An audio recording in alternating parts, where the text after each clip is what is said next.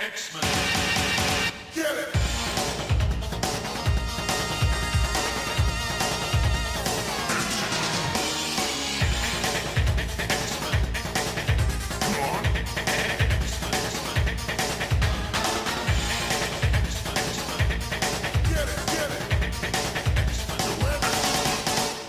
Hey everyone, and welcome to another exciting episode of Battle of the Atom. This is your weekly X-Men podcast where we rank every story from A to Z. I'm Adam. And I'm Zach. And wow, guys, what an age. What an age we are living in. I feel like I've actually opened every episode for like the past 5 or 6 with some variation of that on accident. Well, there's a lot of ages to speak of, you know what I mean? And we there's have, like 5, 7, 13. There's many. Numerous ages. There's many 28. ages. Different variations on the ages. And maybe that's why. Remember when we rescued the universe a little while ago? I seem to recall that happening. Yeah, like that part of my face feels a little itchy today. Like, maybe that's an indication of where we're going. Do you have some residual face tattoo energy? Maybe. Because we're returning to the Age of Apocalypse today. We are, and this is an exciting episode for me because I like the Age of Apocalypse, and if you don't like it, you can leave. I mean, man, does that mean I have to leave? No, one, you're legally obligated to stay. 2, they don't have to leave, but they are choosing to engage with us. This first story was requested by Kelly Tweetin on patreon.com, and what Kelly did is she went on over to patreon.com/XavierFiles, just dug deep into her bank account and said, look, when I die, I want to leave it all to them. And they said they aren't even an incorporated group. Technically, for tax reasons, they really should have some sort of entity. And she said, that's fine. Can we do anything? And then the bank said, yes. You can go over to patreon.com/XavierFiles, and for as little as $2 a month, they'll just talk about whatever story you want, and then everyone's happy. That's a much better scenario. I like that. I don't think we need to be gifted your inheritances or anything, folks. Unless you want to. Unless you have a comic book collection that you just want to send just for fun. We don't want you to like nothing. We don't want anything bad to happen to you. But let's say you get like a really bad splinter and you're like, this hurts so much. I can never flip pages on my comic book collection anymore. And you're like, what should I do with it? And just send it to us. We'll be happy. I feel like we've lost the thread here. Anyway.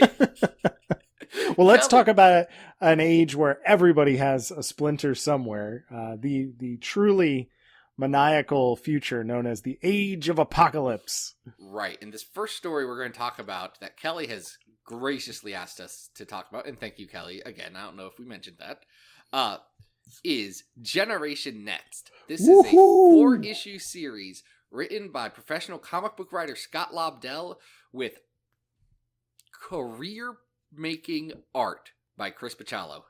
Oh my God, Zach. Can I tell you how excited I am to talk about this book? Yeah? So excited. I have my gold hollow foil ultimate edition in my hands right now, where I can't really tell what's going on in the cover unless I hold it in a certain light, and then it's only a bad sometimes. cover. But I still love it. The treatment's bad on that one. Y'all know they did all the Age of Apocalypse trades in like foil covers. It's great. It's terrible. So great. It's so great. Worst. Can I tell you why it's great? It's because it reminds me of a time when I could walk through a mall in America, not the Mall of America, but any mall in America, and still run into a comic book store. And I remember distinctly being drawn from across the hall from some furniture store over to this comic book store and saw this cover in a spinner rack and was like, ooh, what is this shiny object? And little did I know that I was picking up one of my favorite comic books of all time. We're going to get to that in just a second. All I want to say is that as someone who until 2 weeks ago had his comic book shop in a mall, You're wearing some rosy tinted glasses. Yeah, well, what can I say? I grew up in a time with like 9 local comic book shops during the 90s boom, and let me say that's not the case anymore. Adam's driving some miles for those comics. I'm on that Comixology, baby. Ooh, I can't. I don't know. I gotta get the real thing.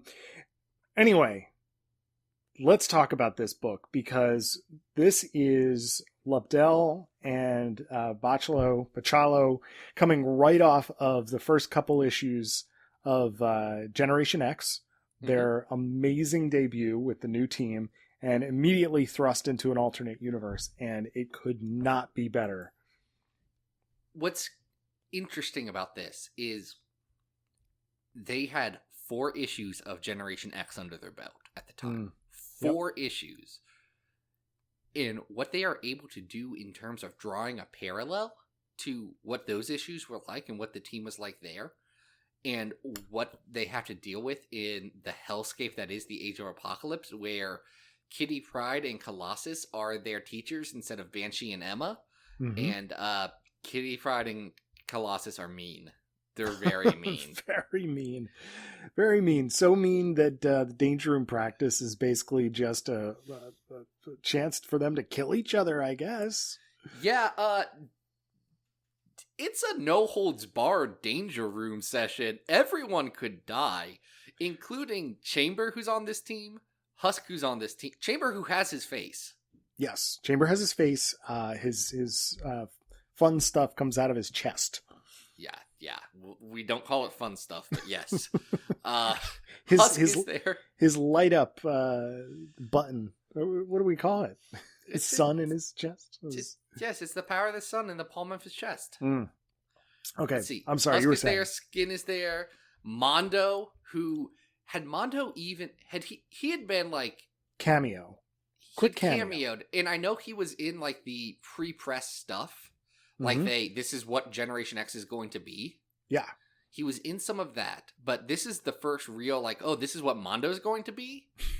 Mondo, who's going to be appearing in a comic book this November. Wild stuff. Yeah.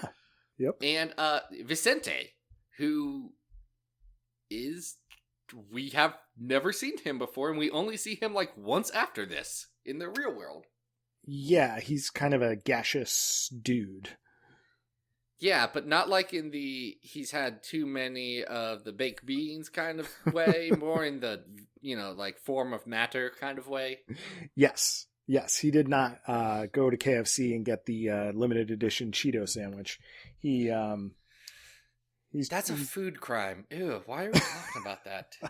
That's the kind of food that you would have to eat in the Age of Apocalypse because it's all that was there. Absolutely. But you make a great point in that, like, this is still recognizable as Generation X, but it's, we've only had a limited time with them. And this is great. The whole setup of this is that because Magneto has had a glimpse of the 616 through Bishop, he sends this team basically on a suicide mission to the core, which is Portland's... This team of children, by the way. Let's remember... They are at oldest 17. Right. They're all kids, and they are going to go and rescue the only person who they think could possibly sort of time shift them out of this thing, and that is Ileana, who Colossus believed was dead. She is being held captive in this energy plant by your favorite villain. Or it's one of the Sugar Man. It's the Sugar Man. He's very evil. Oh, he sure is. He's just so evil in this one. Oh, yeah. He's scary. Guys, you know what the Sugar Man looks like, right? He's a puffed pastry with spiny teeth and a weird tongue and like 5 arms where he holds a hammer in one of them for no reason. And he definitely has like a mom tattoo, like a Heart Biker generic one. It's very good. Sugar Man, he wears overalls. He's a plant manager. That's his job. Yeah. Sugar Man, the nuclear plant manager. Yeah, and his first in command, who's like kind of like Slash from Guns N' Roses in yes. What is his name? Quietus, right? Yeah, Quietus. Yeah, Quietus. Great design. Like, he's a cartoon. Oh, yeah. He's this big lumbering guy with slash hair and what a cartoonist would draw Slash's nose like. Mm-hmm. Mm-hmm. All he's missing is the theatrical top hat, and we'd be right there. He smokes a lot of cigars too. That's just him. He sure does. I mean, the art here, I can't stress enough. I've said this before on the show, but my criticism of Age of Apocalypse is always that I believe that the concept is better than the execution, in that the creative teams, the writing is usually pretty strong, but the art is all over the place. And this is by far the standout book of Age of Apocalypse, because what Bachalo is doing here is channeling all of the art styles from like his entire career. He gets to be a little more Vertigo here than he was in the first couple issues. Like, he's taking things that he was doing in Shade the Changing Man, or even some of his stuff with Death, and he's funneling it into this alternate reality, and it's so well crafted. It's fantastic. It is so detailed and so beautiful. Yes. I love it. You got some great redesigns. So Colossus, which is one of my favorite redesigns in all of Age of Apocalypse, he looks like a metal version of Raphael from the Ninja Turtles, but in a good way. Yeah, he's rocking his head bandana. Kitty's got Wolverine claws. Did you know that when I talked to Chris earlier this year at Gem City Comic-Con, he told me that, because we talked about this issue, or this series, because I love it, and he loves it, he talked about how, they didn't let me use my original designs for Generation X when it was a series, because they wanted them to be more colorful. So then, like, 4 issues in, they said, oh, by the way, you're going to an alternate universe. And I said, can I just use those designs? I really want to draw them. So that's what this is? That's, for the most part. Chamber always had the face fire thing, but, the general outfit and style of these designs all came from his original pitch. I believe it. I mean, this thing screams his art style. I think it is quintessential. It's 1995 goth as all get out, and I love it. Yeah. And let's talk a little bit about the emotional resonance of this book, because this thing packs a wallop. It does not have a particularly happy ending, even though they are successful in getting Ileana out. And I gotta say, like, this has remained one of the most soul-crushing endings to any story I think I've ever read in my entire life. Yeah. Spoilers for anyone who has yet to read this series. And I legitimately encourage you, if you haven't read this yet, like, stop. We're gonna spoil the rest of Age of Apocalypse for all of eternity, but maybe just pause it right here, go read these 4 good issues and come back. It's gonna rank high in case you're curious, but we're not there yet. Yeah. Okay, they're all gone? I think so. Everyone dies! Just Colossus and Kitty Pryde get out with Ileana, and all of the students quickly die off except for Husk, who is sitting there fighting her way out of this, like, hellscape of mutant enforcers and all this stuff, drawn in this, like, literally hellish demonic style that Bachalo is channeling. And you see Colossus watch the doors shut on her, and there's a moment where he could choose to go in and be a hero and save her, and he doesn't. And it hits so hard. Well, the other component to this is that there's this masterful use of Ileana's first-person narration over top of this, talking about the Colossus that we know in the 616, who is selfless, who is such a hero and is so heroic that he wouldn't let any harm befall his students. That's not this Colossus. This Colossus is willing to let his students die for the greater cause. And I don't know that I've ever read the ending of this, that he had the opportunity to get in there. I've always read it as he gives up in the process. Like, Right. it's too much for him. Well, and I think those are two sides of the same coin. Yes. It's because the hero Colossus would have said, this door is closing. I'm going to rip it open with my arms. And the broken Age of Apocalypse Colossus says, no. Yep. I'm going to kneel down and I'm just going to break down because I can't handle this anymore. And the look that Husk gives him as that happens is just that single page, and the ending where they're sitting around the campfire. The narration continues in Ileana talking about sort of how there's a, even though we got out, like, it feels like something came out with us. And the ending is that Sugarman has made it out. Yeah, he's going to escape into the 616 by jumping into X-Man's boots later. Which is also very good. He can shrink down into a little sugar man, by the way. Yes. It happens earlier in the issue, too. So you're like, how do you do that? Or it's earlier in the series, too. Yeah. Yeah. But man, it just ends on such a dark note. And it's like nothing else, I think. Maybe even in X-Men. Maybe even in, like, there are very few comic book and literary moments that I can think of that hit as hard and as specifically as the end of this. I would say it's probably the darkest X-Men gets. Like, that specific moment. Mm-hmm. And dark and gritty are words in comics and larger media that are often used to deride something, and often appropriately, but they are just tools like anything else. And if used well, if used like this, if used as a very specific, parallel to, the 616, the universe that we're all used to, if used so sparingly, if used just to say, as a huge exclamation point on a story, it can work incredibly well. And the promise of the Age of Apocalypse was never fulfilled as good as it is in Generation Next. I agree 100%. However, just by itself, it is this amazing, amazing piece. Yeah, it stands alone. It's so good. It works really well. And it's a good story. There's moments in here that I love that we completely skipped over just because of time.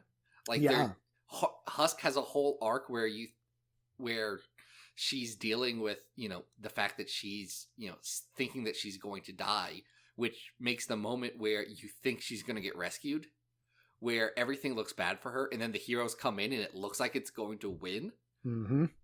It makes that fall so much harder, because in any other story, they'd be breaking the heroes down to build them up at the end. And this one says, nope. We're going to take those chances with this story. That's right.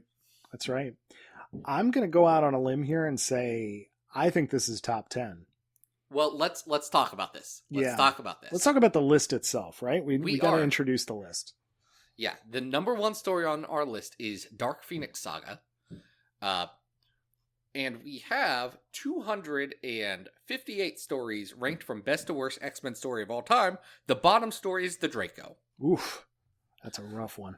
It is. We've only talked about Age of Apocalypse as a, original 1994-1995 series once. Yep. And that's with Gambit and the Externals at number 91 a couple of years ago. That's true. We did that pretty early too. And that was a fun one, but it speaks to sort of the art inconsistencies and, what they do with the characters in that one, I don't think is as original as what is happening here. Well, here's what I'm going to say. Let's go through the top 15. Okay. Yep. Because I want our audience to know what we're putting this up against. Yeah. The Proteus Saga at 15. Uncanny X-Men number 19, The Passion of Scott Summers. Supernovas. New Mutant Slumber Party. That one X-Men story where they all go to the bar and Colossus and Juggernaut fight. Uncanny X-Force, The Dark Angel Saga. Messiah Complex, Worst X-Man Ever, Ride at Xavier's, Wolverine 1 through 4, As Guardian Wars, God Loves Man Kills, Astonishing X-Men 1-6, and Days of Future Past. So, Whew. there's a lot of really good stories. There's a lot of really good stories. I am so curious to hear where you want to put this, Zach, because I know you love this book. You know that I love this book. I think it's definitely, definitively, for sure, better than number 12, Slumber Party, the New Mutant story. Yep. I know that it's not as good as Riot at Xavier's, which is at number 7. I'm kind of with you here. I think that we're sort of in the bottom half of the top 10. Oh no, it's not the top 5 best X-Men stories of all time. Guys, this is a good story. Yeah, but I do think that it has some real merit, and I personally would put it ahead of number 10, Dark Angel, number 9, Messiah Complex, and number 8, Worst X-Man. This may be the fact that I've just read it more recently, but I'm going to say yes. I'm going to say this this is our new number 8. Yeah. Generation Next. I've been waiting so long to do that story on this show, and I am so glad that we got the opportunity to, because it's great. So I love that story so much. Thank you for that request. That was awesome. I love that story so much. I hope you guys actually have read this story. I'm sure they have. And if you haven't, make sure you do, because it's awesome. So we're going to stay in the Age of Apocalypse. Yes. And I'm going to tell you something. Please, share. It gets worse. Hey, so I got a question for you, Zach. This next series is written by this up-and-coming writer who I haven't heard of. Akira Yoshida? It's C.B. Cebulski. Guys, if you don't know, C.B. Cebulski, current editor-in-chief at Marvel, used the pen name Akira Yoshida in the mid-2000s to write stories to get around the Marvel corporate policy of editors writing books. There's a lot of conjecture on what may have happened in this situation. There's a lot of things that aren't facts, and none of it is a good look. Nope. Nope. It's not. Essentially, we're going to refer to this as C.B. Cebulski from here on out. Just cause, let's not pretend just because that's the name on the book. And then additionally, we're just going to say the facts that we already know and move on. It's a bad sitch. It is a bad sitch. We talked about it literally the day the news broke. So go back and listen to that episode. It's it's before number 20. That is true. Go find it. Can I tell you what I am excited about here? What are you excited about here? Chris Bachalo doing art on 6 straight issues of an Age of Apocalypse 10th anniversary miniseries with a connecting 6-part cover. It's so cool. And I actually got these in floppies when I was long box digging, so I could just lay them out, and it's like a little poster. It's so cool. It's pretty great. I actually got these in floppies while long box did you? Recently too. Yeah, I got them at Gem City when I met Chris. Hey, when I see Bachalo stuff out there, I can't. I gotta pick it up. Yeah, no, I don't blame you. So Marvel went all out for the 10th anniversary of Age of Apocalypse, which would be like Marvel going all out for Messiah War nowadays. Second Coming. Like, if there was a big Second Coming event now, that would be wild, right? Yeah. Well, look, Age of Apocalypse was a game changer. You know, it was a big statement in terms of publishing to say, we're going to stop the regular books. We're going to go completely, in a different direction for several months. That being said, do you know how all out they went? Because it's not just this series. This series is a minor thing that they did. Do you know how all out they went? Well, there was also a one shot, right? You need to dream a little bit bigger, darling. There was a video game. There was a video game? For what system? And it's the PC? GameCube. PS2, Xbox, I think Game Boy Advance, definitely PSP, and definitely the Nokia N-Gage. I can't believe there was a PS2 Age of Apocalypse game and I didn't own it. That's really weird. It's called X-Men Legends 2, Rise of Apocalypse, celebrating the 10th anniversary of the Age of Apocalypse, and it rules, and I've spent a lot of time playing it. Oh, it's real weird. I definitely played the first one of those, but I don't think I played the second this one. takes all the bad stuff from the first one, like pretending to be magma for a while. It says, forget that. Y'all just want to punch people in Genosha? That sounds it's great. fun. You can on the PSP version unlock Nate Gray. Oh, yes. I'm ashamed to say Nate Gray was on my team because his stats were very good. Well, I mean, he is very powerful. He's the worst. I hate him so much. So let's talk about the plot of this, because this does seem to be a happier time in the Age of Apocalypse. Doesn't seem to be as apocalypsy. Yeah, you remember how the Age of Apocalypse ended with nukes coming down and destroying all of North America? Yep, everybody died. This posits, what if not? Yes, and at the beginning of this, we are assuming that it was somehow miraculously Magneto that saved the day, and his team of X-Men are peacekeeping, and just making sure that everything gets rebuilt and everything's yay. Until the past comes back to haunt him. Oh, yes. And I gotta say, if there was going to be anybody that was going to pop up in the middle of this book to make me excited, a little more excited about it, it would be Chris Bachala's version of Age of Apocalypse, Sinister. That's also good. That's not who I was expecting. Did you know about the twist in this story before you read it? About the Jean Grey thing? No, did you know about Age of Apocalypse Zorn? No. Okay. You remember all those nice things we just got done saying about Generation Next and how it's such a downer ending? Yep. Age of Apocalypse Zorn is actually Husk getting revenge on the X-Men because she's mad at them for letting her die. Which is... I love the audacity of a year after the whole Zorn retcon crap happened in Grant Morrison's New X-Men. They do Age of Apocalypse Zorn, who's also doing a petty revenge thing. But I clever. Hate that it ruins the idea ending. Here is that before we get into like the sinister stuff, we get this team of Guthries who are here to defeat the X-Men, and the idea is that in the X-Men there is a Zorn, and that Zorn does turn out to be Husk, who's not happy about the way that Generation Next went down.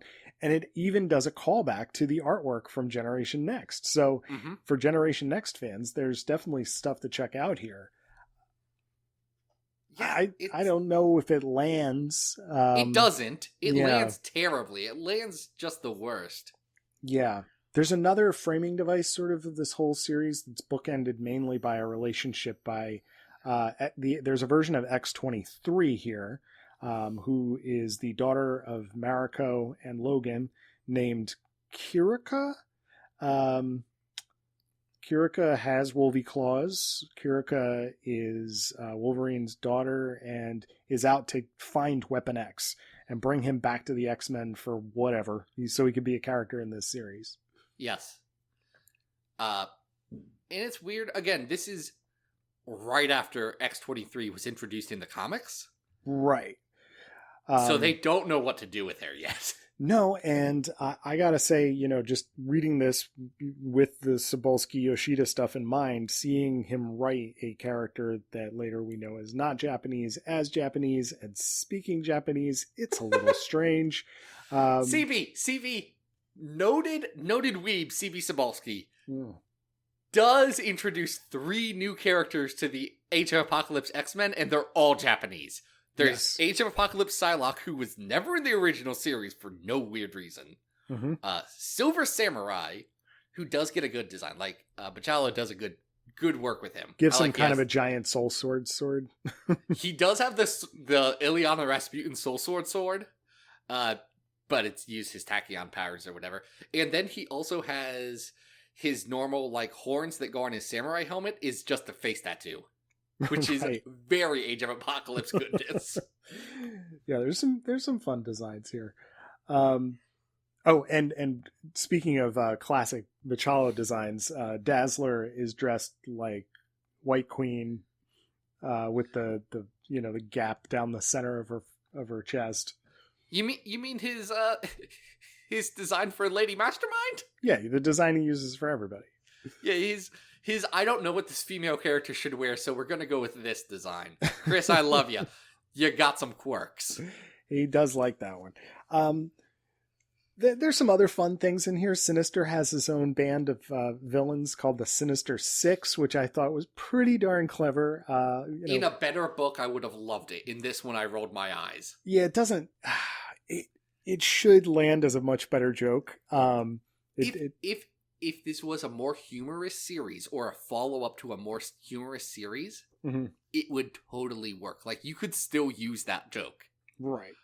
But because this is Age of Apocalypse and has generally been about the leader of the mutant world deceiving all of the humans who mutants oppressed for generations, it's not the place for puns normally.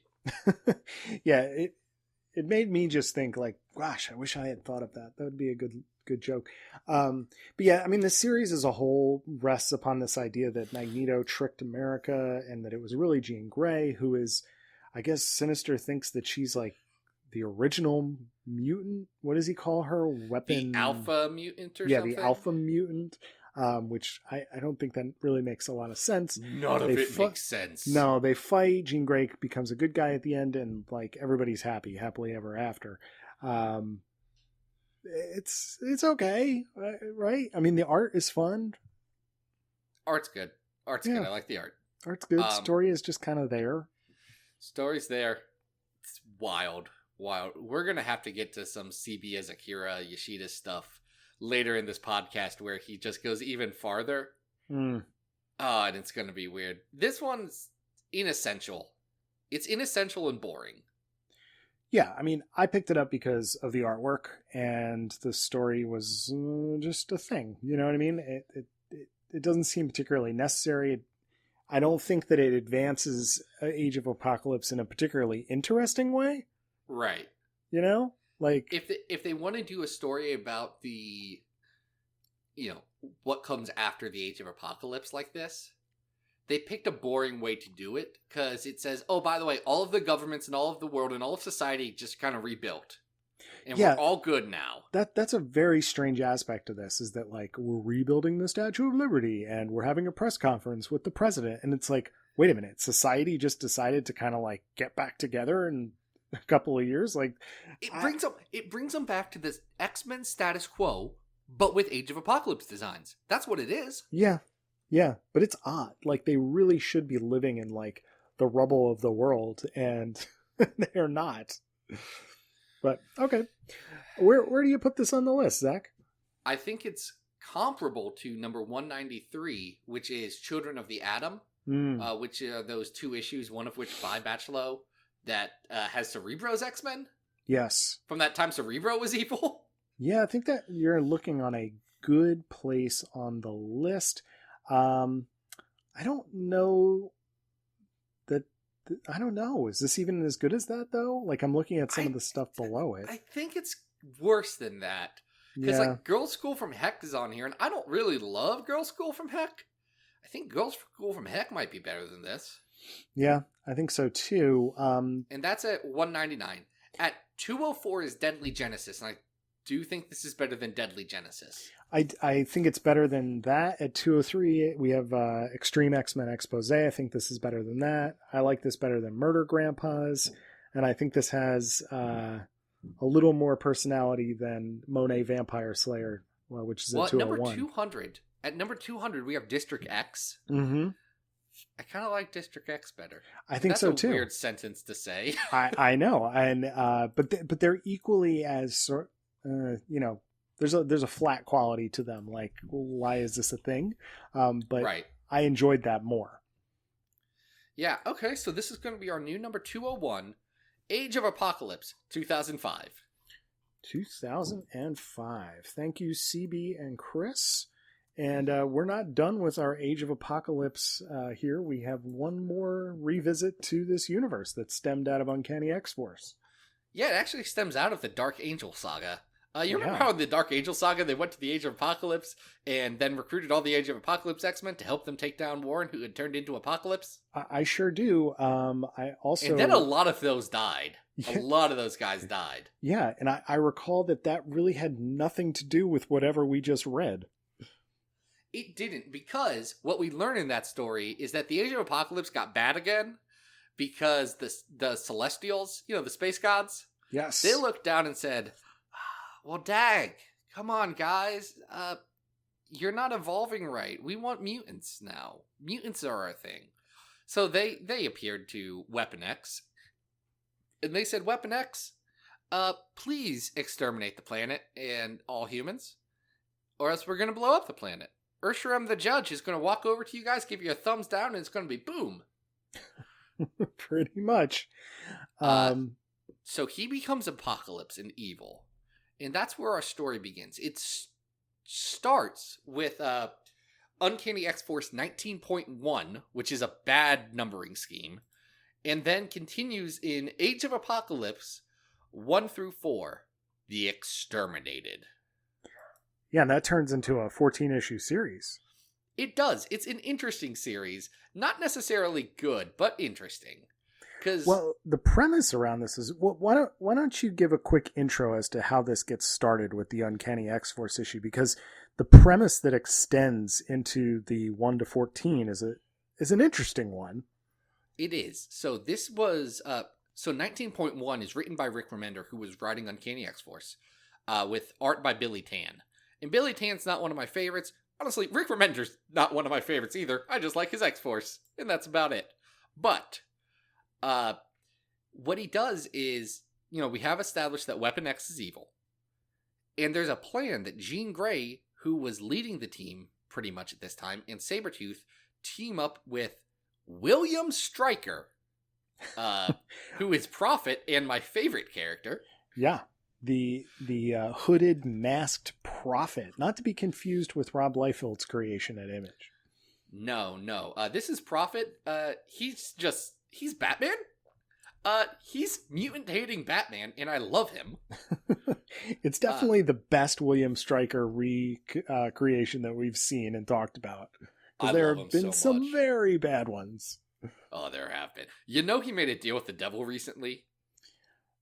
In he what became series? a Satanist in Weapon X.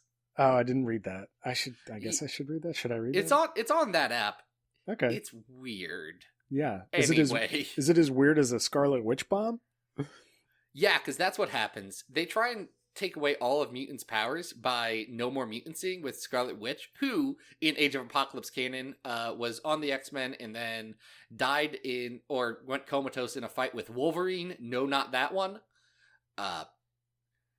And anyway, they go and she no more mutants them. But only localized. So Jean Grey and Sabretooth don't have their powers, but all the other mutants do. And then Wolverine blows up a city. Well, Weapon X. It's very important in the Age of Apocalypse that he is Weapon X. Yes, because he's the big bad here, and he has, at the beginning of the Age of Apocalypse series, has basically wiped out like 15,000 human beings. The last human resistance. Yes, and has, kind of taken Sabretooth and Jean Grey off the board. So what this series is about is not a team of X-Men, but a team of humans, which is kind of an interesting concept. They're the human resistance, and this really gets kicked off in that 14-issue series, which we're only talking about the first 4. Written by David Latham, who's best known for Stray Bullets, which is a series I own like 70 issues of digitally and have not read. I hear it's very good. I've never read Stray Bullets. I feel bad. It's obviously considered a classic. Need to check it out at some point. I got them. I got so many of them I could try. And I should, because I like this series that he does with Roberto De La Torre on art.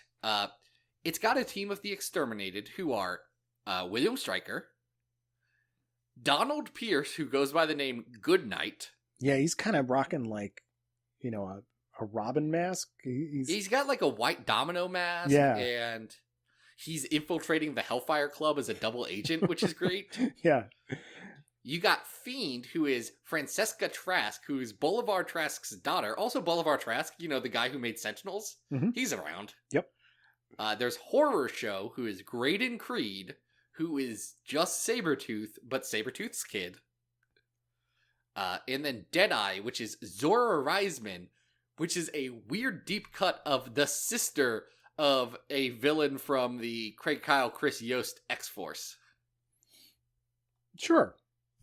I mean, it is. Yeah. She's Matthew Reisman's brother. She says it explicitly. Yeah. What's cool about this, though, is it's a human version of an Uncanny X-Force, like Murder Squad, basically. Yes. And they get to square off against Age of Apocalypse Cyclops, who is somehow reborn. They get to, infiltrate Dark Beast and Sugar Man, who are trying to bring back all of the Age of Apocalypse villains that were working for Apocalypse. It's pretty cool. Yeah, it's a cool conceit. I like that because it's the Age of Apocalypse, they're able to say, okay, look, the humans would want to be the superheroes here. They'd want to fight back. They're playing the role of the X-Men in this world.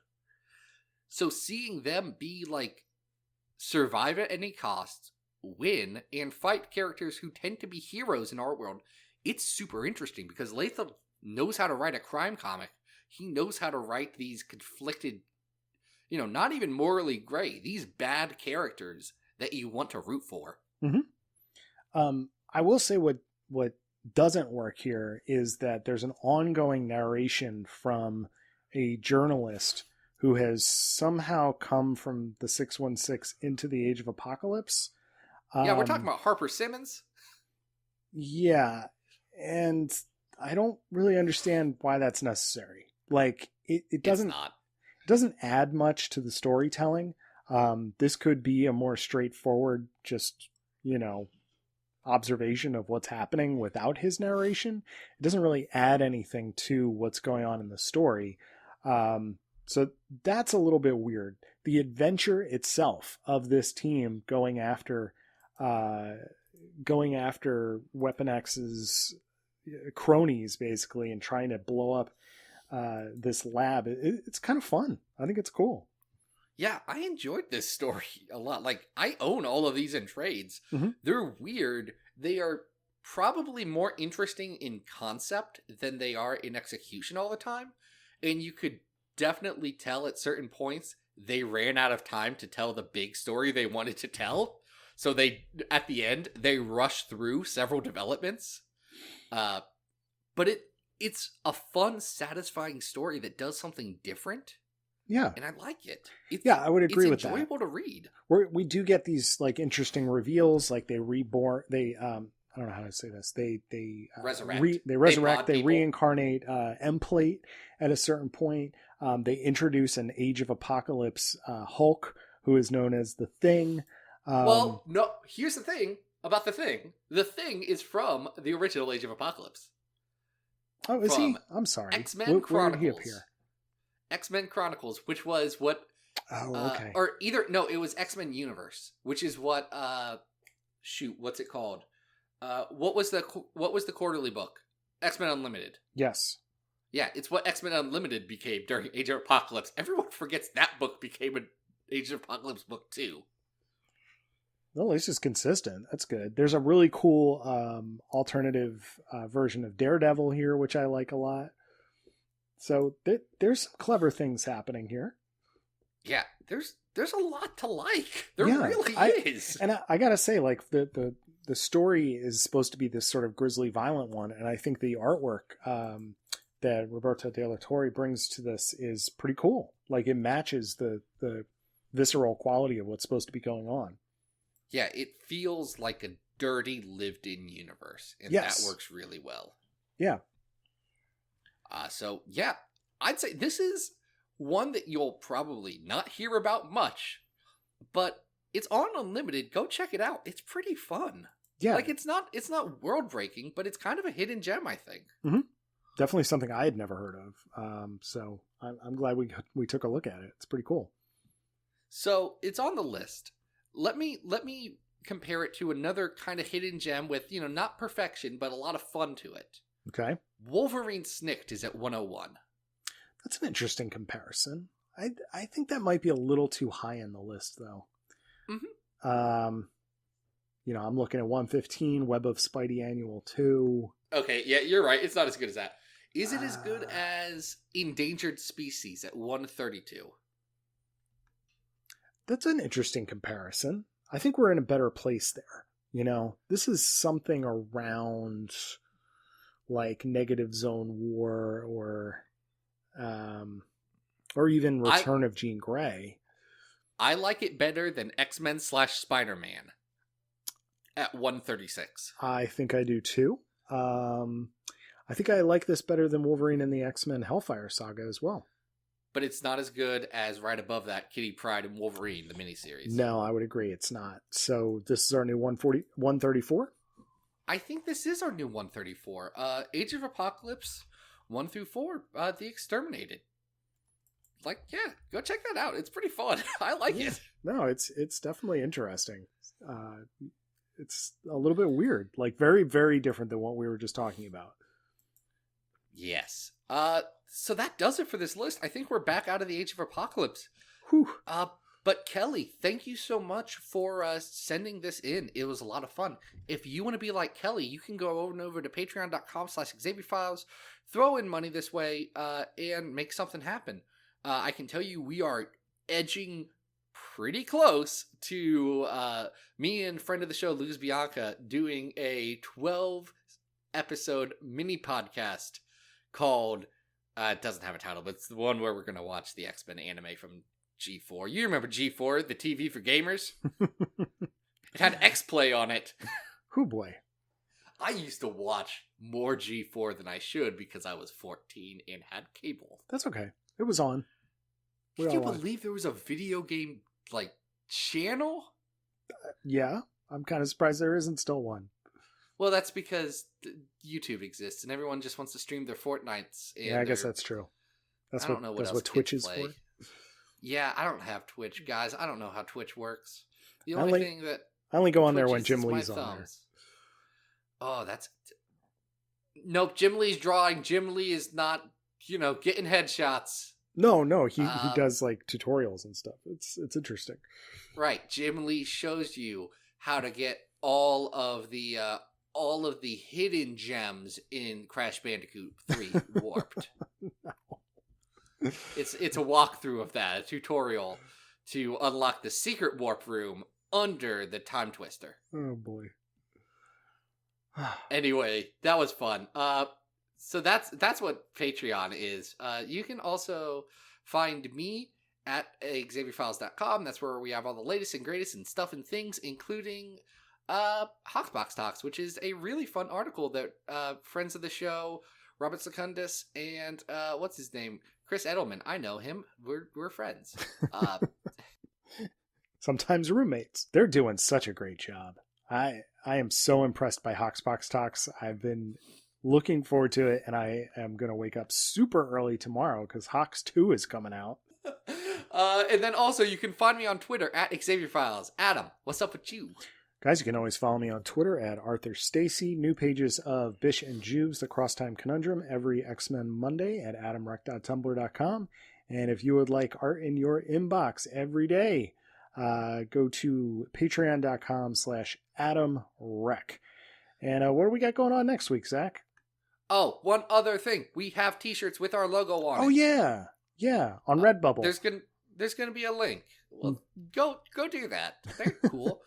I've been trying to decide which one I want. I'm going to get the baseball tee. Oh, okay. With that 3/4 sleeve look. Nice. It's going to be fly as all get out. You can also get stickers. Guys, next week, we're going on a road trip. It's going to be good. This has been Battle of the Atom. We hope you survived the experience. Get it!